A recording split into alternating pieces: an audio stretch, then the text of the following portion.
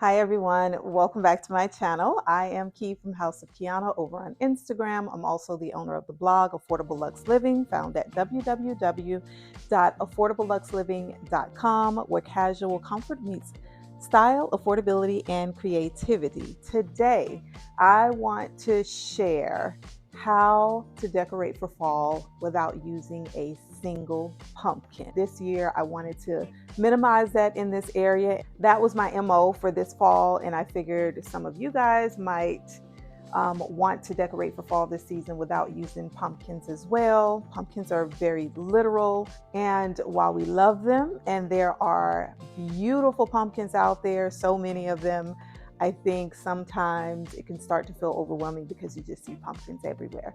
So I'm going to share a couple of things that I did in here. It feels like fall, but it also feels light. So that was also one of my main goals. So we're going to hop into what I did. You're also going to see how I was able to, again, use a garland and transition it from spring, summer, and now fall. All right, so let's get into this mantle. Like I said, went to Hobby Lobby. I had a general idea in mind of what I wanted this to feel like. I wanted it to be wispy, but yet I still wanted it to feel full. I wanted it to be playful, but I still wanted it to feel like fall. And I wanted it to have a sophisticated feel to it. So I was very particular in general of what I was looking for, and I actually thought it was going to be a little bit harder than it actually was. The first thing that I came across, I just went down a couple of aisles and I came across these balls here that, if you listen to them, they sound a little bit like paper, so more like a dried uh, faux floral, and they feel a little bit like paper, but they're kind of spiky like, and they are playful. They also have these little stems that come from them that give that additional wispy but softer wispy like feel too. These give more of a harder look to them, but still playful at the same time, if that makes sense. And I love the color of them. So I thought, okay, these are fun. They're interesting. Was totally digging what I was looking at. And then I came across this. Now, this is what I really kind of was thinking about when I first went in. I thought I really wanted something that was going to branch out, something that was going to have these arms and movement and texture and color. And so these were like jackpot. And I happened to put the two together and I thought, great texture, dimension, color, a double dose of dimension, and I was in love. I was like, they're it. So then I came across these, the darker pieces, and I thought, ooh, that's like some additional texture there. And I figured I would have some things at home that I can add in there and play around with. So the goal was not to spend a ton of money, but to just do something a little bit different than what I typically do. And I think I was able to achieve that. Now, no pumpkins up here, which makes it all the more better. This garland piece here, this is something that has been on my mantle since the beginning of the year. I introduced it for spring and summer, and now we're rolling into fall with it, and I have zero regrets about it. So if you have an amazing garland piece that you think could span a spring, a summer, and a fall look, then I say go for it. And so this has not disappointed me at all for either one of the seasons because I pair it with other things. So we kept this, and this gave this mantle a more full look. And then everything else that I added was the texture and the color and the playfulness of it.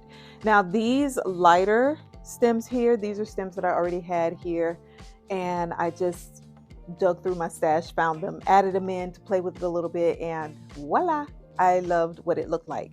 Now I also have some black candles that I switched out my other candles with, and then my brown candles up top, I left them there. They've been there. I think I put them up there last winter. They're fine. I may switch them out and go with a dark green or go with some additional blacks, but for right now, they're gonna stay. This little wreath I already have from a previous year, and it's a tiny little one, so I added that to see if I would like it.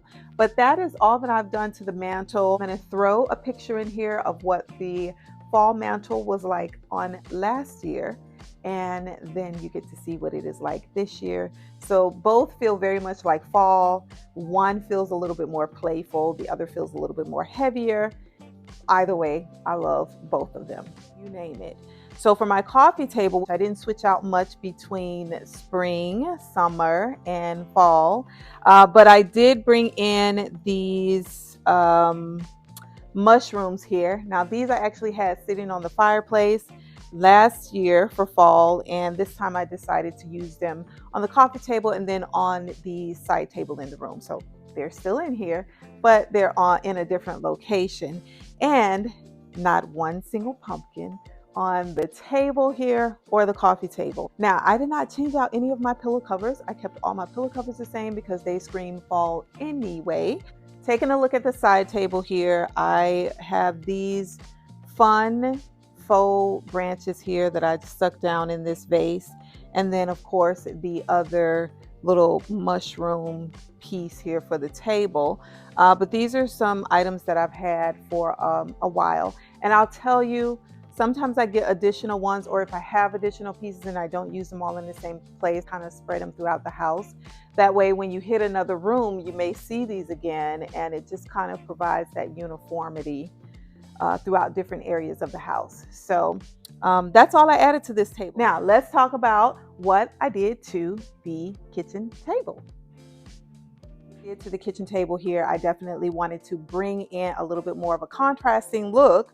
So I took away my white placemats that I had here, and I bought in these black, very textured like placemats. These have a little bit of sparkle and bling to them. I love a little bit of sparkle. So I bought those out, and then I actually left these napkins and the napkin rings that I've had here most of the year. And so these have done me well. We'll be entertaining here soon, and so I didn't want to have any place settings out. So this particular time, you guys aren't going to get a place setting with plates and chargers and glasses and things like that. I'm just going to keep it really simple. Leave the napkins, the placemats, and then the centerpiece on the table. I bought in these brown roses. I actually was going to put them in a storefront and sell them, and I decided not to, but they are really, really pretty. And so I bring them out every year because they are stunning, especially when it's a group of them. I bought this bowl not too long ago. It's a very beautiful textured stone bowl that I got from Home Goods. Reminds me of a seashell, the opening of an oyster, but I love it. And so I had it just as it was for the summer, and I decided to add these roses in there because I really wanted those roses to pick up on what was happening on the fireplace as well. So very different as far as color goes, but close enough to where the palette just plays together so nicely. Now, here's another fun thing that I added to my kitchen table because I just liked it. This little Tic Tac Toe set, first of all, I like that it's acrylic and it has these gold or brass-like pieces that attach to it. But I figured now that the table is this way, I thought how cool it would be to have this. Two people could be sitting here and they decide they want to play a quick game of tic-tac-toe. So I just thought it was another level of interest to this table setting. The last time you guys saw this area, it was a little bit different because I had the kitchen table actually right here, sitting the long way, and then I had these two chairs sitting where this table is sitting, but they were accompanied by two other chairs, which made for a four-person seating area. And I really, truly loved that seating area, but I wanted to do something a little bit different. And sometimes you just need to switch your things around in your spaces because you might find that you like the new layout a little bit more than you did the last. And that's what it is in my case. I love this particular seating arrangement because I get to sit here in the mornings and take in nice breezes from, the outside. We get to hear the birds chirping, have a little bit of coffee time, tea time, whatever it is. And then after we finish up a long work day, we also sit right here, de-stress a little bit and just kind of like get it together for the evening. Now, for this particular seating area here, I bought in these gorgeous pillow covers. They are some faves of mine. They are velvet, of course. I got them off of Amazon. I'll throw the link to them in the description box. I also bought in a wreath and added that to the 3-panel mirror that you see over there. And that wreath is just a twin wreath to the one that's on the mirror in that room, in that area back there. And so very simple, very light, but still feels like fall in here. And I'm just so thrilled. It just feels amazing. This is where we get morning coffee a lot. I'll be sharing another area with you all, and that area is actually full of pumpkins, and this area is not. So hopefully you'll be able to find a little bit of inspo from both, but that is what I have done in this particular space. I'm very happy with it. Hope you guys found some inspo there. If you are not following me, I do hope that you will hit the like button and subscribe, and then share with others so that they may find me here in the community.